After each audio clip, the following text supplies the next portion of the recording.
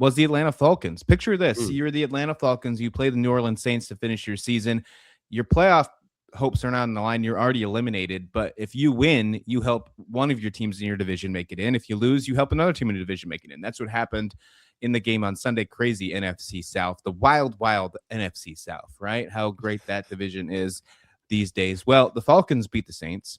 The Falcons ended the season on a winning streak. And despite all that, the Falcons have fired head coach Raheem Morris, moving on after 2 frustrating seasons. And of course, that is a big deal because the Falcons obviously traded away their number 1 pick last year to get some pass rush. It stepped up. Their pass rush was terrible last season. It was one of the best this year. And not only do they fire Raheem Morris, they also fire their general manager in Terry Fontenot. If I said that name wrong, I apologize. But if you look over what he's done, just his first-round picks, just over the last couple of years while he was the GM, he drafted Kyle Pitts, definitely a polarizing tight end. Where he's had definitely his ups and downs, kind of started to shine a little bit this year. Drake London, great pick. Bijan Robinson, great pick. Michael Penix Jr., probably the most questionable pick. A lot of people didn't expect that to happen, but turned out to be a decent quarterback when healthy. And then last year, he picked up Jelani Walker and James Pierce Jr., the 2 edge rushers in the draft. Of course, you also have to remember that he signed Kirk Cousins the same year he drafted Michael Penix Jr. Is this the right movement for Arthur Blank here to fire his GM and his head coach to move forward? I mean, if you want a clean slate, yeah, it's definitely the right move. Just looking at the Falcons year, I mean, you got your losing streak to the 49ers, Dolphins, Patriots, Colts, Panthers. So I wouldn't necessarily consider that a ton of juggernauts. Question marks on the Colts and the Panthers.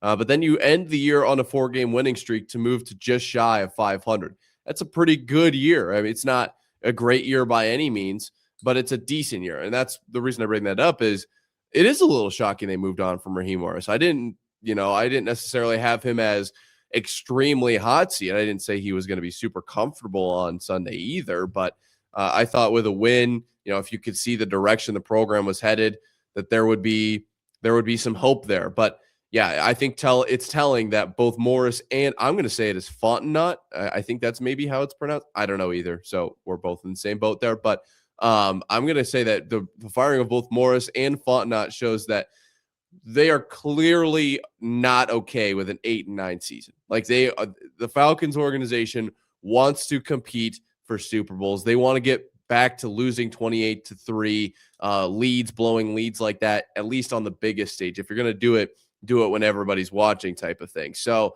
this, I don't think necessarily that Terry Fontenot made a ton of mistakes. I think the Kyle Pitts one, that's just a tough break, right? Sometimes Josh Rosen didn't pan out, and maybe that's a scouting issue, but everybody's so high on a player and then it just doesn't. I mean, he's still okay though. He's not terrible. He's not a complete bust. And some of those other picks as well, some of those other moves like Kirk Cousins, questionable maybe is the best way to say it. And I think the front office was like, you know what, this is not. We've seen where this gets us, right around 500. We're in the NFC South. That might be good enough. But let's try to change the status quo, get to 10 wins, and then make it to the playoffs. I could see that being kind of just their mentality here. Yeah, the Falcons are also going to move on from CEO, their president of football operations, Rich McKay. A lot of people are saying that the potential hire for that spot, speaking of 28-3, is going to be former Atlanta quarterback Matt Ryan. Matt Ryan potentially taking over as president of football operations. That's something that's been reported over the last couple of days as potential additions. Look, Atlanta needs to find a way to just bounce back. It's been a really rough go for the Falcons over the last couple seasons. Adam Scheffler put this out earlier today. So the Falcons are the first team to end the season on a 4-game winning streak and then change coaches the next season. First time doing that since 2021 when the whole John Gruden situation happened with the Raiders. The following season, the Raiders then hired Josh McDaniels, and they went 6-11. So if you think history repeats themselves, that's not a good thing moving forward to Atlanta. I think Atlanta was building momentum. And that's the thing that gets me, that moving on from Raheem Morris. But if you were going to clean house, get rid of the GM, then I guess it makes sense to get rid of the head coach as well if you have any doubts, because you want to have a full slate of making the right choices. Go get your guy, if you will. The Atlanta Falcons, with the exception of the New York Jets, and we all know what a dumpster fire the Jets are, the Atlanta Falcons are the second longest team in the NFL with a playoff drought. They're now going on their 8th season. without making the playoffs. The only team that has more is the Jets, who are at 15. Yeah, I mean it all seems to make sense. Like it really does. It just, the biggest thing for me was it was a light shock. Like it was like, oh, okay. All right. I like Raheem Morris. I wonder if he'll be a great coach somewhere else. Just clearly wasn't a fit in Atlanta, and Atlanta has bigger aspirations, and sometimes you just have to realize it's a business, and that's how this whole thing goes. And I'm sure Raheem Morris will either be, I think he's capable of being a head coach somewhere. I think that he did a lot with what they at least had in Atlanta. But if nothing else, we'll see him coaching somewhere else and at least helping teams in some capacity. Yeah, they have a good core. And obviously, we'll have to figure out what they do with the Kirk Cousins situation.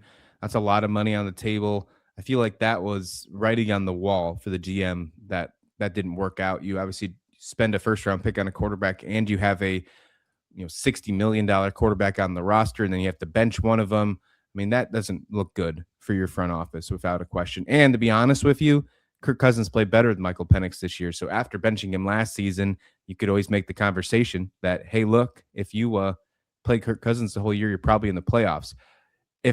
If the Atlanta Falcons beat the New York Jets this year, because Falcons lost to the Jets, one of the very few teams that actually lost to the Jets this year. They lost by a field goal. If the Falcons beat the Jets in that game, just that event alone would have gave the Falcons the NFC South. That's how close they were for winning the division and making the playoffs. Instead, they're going to be cleaning house in the front office and at a head coach position. Yeah, whenever you lose to the Jets, that is a tough look. Look. If you need a recession indicator, just talk about if you lose to the Jets. That's it right there. That's it. Exactly. That's truly an Atlanta recession indicator. If you lose to the Jets, might as well just call quits right there. Time to move on. Yeah, move on.